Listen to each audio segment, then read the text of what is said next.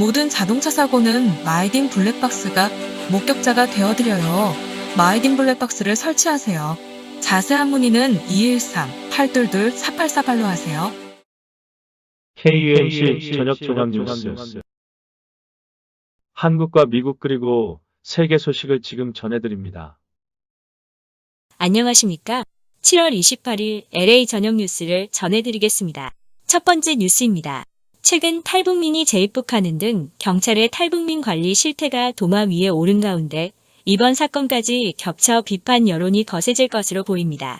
28일 경찰에 따르면 서울지방경찰청은 서울 서초경찰서에서 탈북민 관련 업무를 하다 탈북민 여성을 성폭행한 의혹이 제기된 경찰 간부 A씨에 대해 대기 발령 후 감찰 조사를 벌이고 있다고 발표했습니다. 해당 경찰 간부는 과거 3, 4년 전 보안계에서 근무한 후 최근 3년 동안은 수사 분야에서 근무하다 지난달 말쯤 대기 발령된 것으로 전해졌습니다. 경찰은 감찰 조사를 통해 A씨에 대해 제기된 의혹의 사실관계를 확인한 후 징계 및 형사 입건 여부를 검토할 것으로 전망됩니다. 피해자 측도 이날 오후 A씨를 강간, 유사강간 및 업무상 위력에 의한 간음 혐의 등으로 서울중앙지검에 고소할 계획인 것으로 알려졌습니다. 피해자 측은 A씨가 지난 2016년 5월부터 19개월간 12차례에 걸쳐 성폭행한 혐의를 제기하고 있습니다. 특히 피해자가 이 같은 사실을 경찰 측에 이미 알렸으나 별다른 조치가 이루어지지 않았던 것으로 알려져 비판이 거세질 것으로 보입니다. 피해자는 지난 2018년부터 해당 경찰서 등에 관련 사실을 알리고 도움을 요청했지만 경찰은 A씨가 말하지 않아 성폭행 사실을 알 수 없다는 등 사실관계 확인에 나서지 않았던 것으로 밝혀졌습니다. 다음 뉴스입니다. 거대 여당의 밀어붙이기와 한방 없는 야당의 무기력한 모습에 인사청문회가 형식화하고 있다는 지적이 나오고 있습니다. 이인영 통일부 장관 임명에 이어 야당인 악마 1순위라고 벼르던 박지원 국가정보원장 후보자까지 임명됐기 때문입니다. 과거 청문회에서도 비슷한 지적이 있었지만 이처럼 존재감이 작았던 적은 처음이라는 자주 섞인 목소리가 야당에서 나옵니다.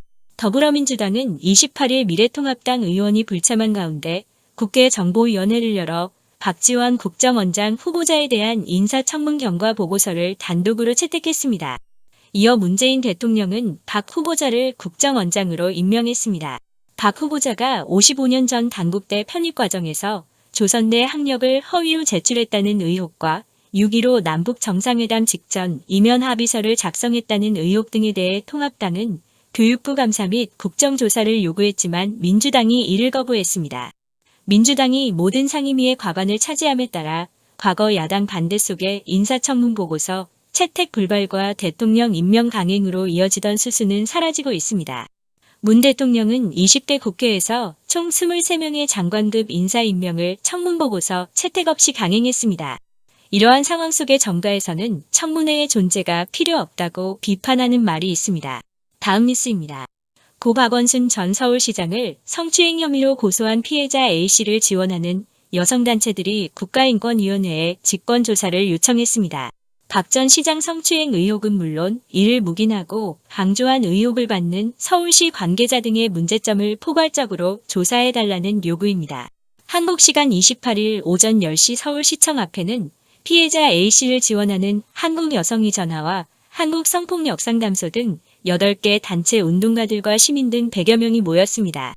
이들은 박 전 시장 성추행 의혹과 서울시 관계자들의 방조 의혹에 분노하며 서울시의 인권을 여성 노동자에게 평등을이라고 외쳤습니다. 이들은 서울시는 피해자에게 사과하고 폭력 무긴 없는 성평등한 조직 구성하라. 피해자의 용기 앞에서 도망쳐버린 가해자에게 함께 분노하겠다. 성폭력 없는 직장, 평등한 조직, 여성 노동자가 안전하게 일할 권리를 보장하라는 등의 문구가 적힌 팻말을 들었습니다. 배진경 한국여성노동자회 대표는 서울시의 인권을 여성 노동자에게 평등을 요구하기 위해 모인 것이라며 성폭력 피해가 발생하지 않는 시스템과 사회를 요구한다고 외쳤습니다. 배 대표는 진상규명을 통해 여성이 안전하게 일할 수 있는 서울시가 돼야 하고 이것이 한국 사회 전체로 확산해야 한다고 강조했습니다. 이들은 10여 분간 기자회견을 마친 뒤 인권위 앞까지 약 1km까지 행진했습니다. 행사의 상징색인 보라색 상의를 입고 보라색 우산을 든 이들의 행진은 보라색 물결을 연상케 했습니다. 직장인 최모 씨는 공소권 없음이 더 이상 우리 사회에서 문제를 은폐하는 도구가 되어서는 안 된다며 지금도 힘들어할 피해자에게 뜻을 같이 하는 사람들이 있다는 걸 알려주기 위해 참가했다고 말했습니다. 친구와 함께 행사에 참여했다는 대학생 정모 씨는 지금 손에 든 팻말에 적힌 글처럼 박 전 시장의 죽음의 원인은 자신일 뿐이라며 이번 사건의 진상을 명확히 밝혀야 한다고 주장했습니다. 이어 여성들은 항상 성폭력과 성추행의 공포에 떤다고 덧붙였습니다. 다음 뉴스입니다. 코로나19 확산과 대규모 실업에도 불구하고 미국 주택시장이 화랑을 보이고 있습니다. 거래가 늘고 가격은 뛰고 있는 시장이 형성되고 있습니다. 전염병 사태로 가격이 떨어질 것이라던 상당수 전문가의 예상이 보기 좋게 빗나갔습니다.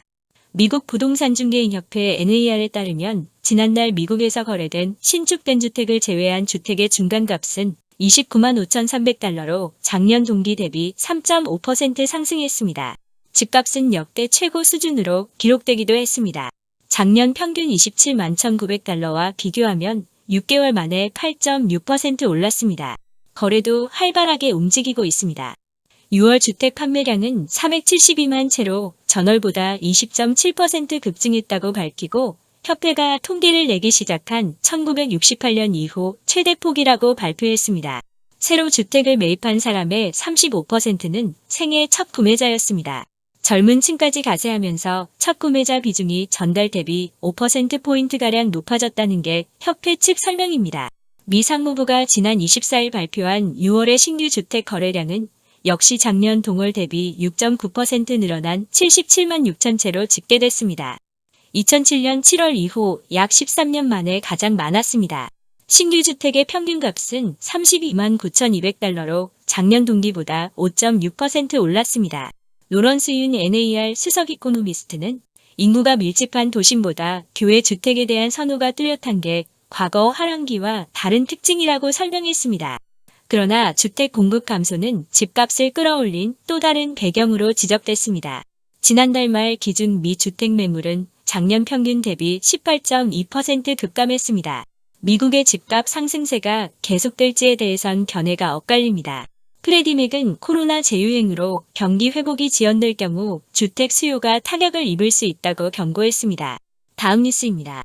코로나19의 증가 속도에 더욱 불을 붙이고 있는 젊은 층이라는 분석이 나온 시점에서 이번에는 젊은 층들의 무질서한 행동이 코로나19의 확산 방지에 큰 걸림돌이 되어가고 있습니다.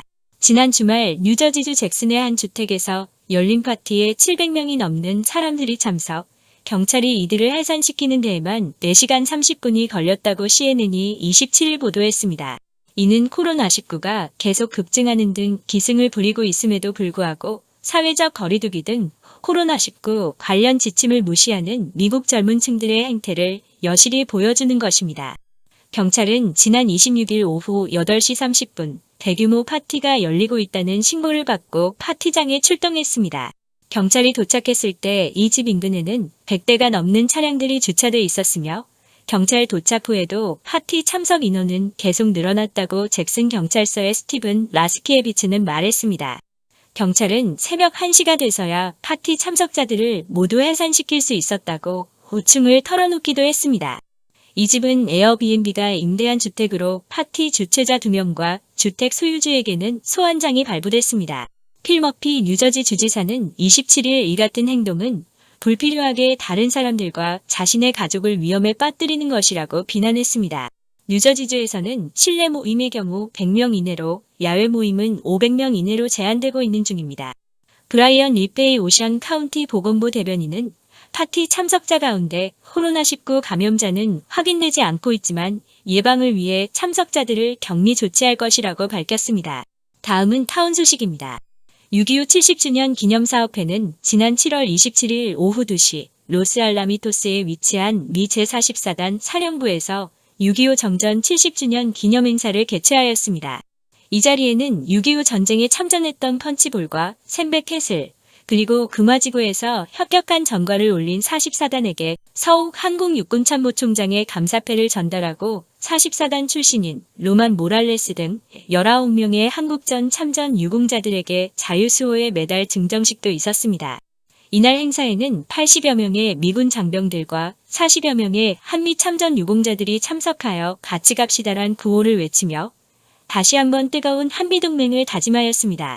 이날 박홍기 회장은 기념사에서 조지 플로이드 사태 때 한인타운에 주방위군으로서 파견되어 치안을 유지해준 44단에게 특별한 감사의 마음을 드린다고 전했습니다.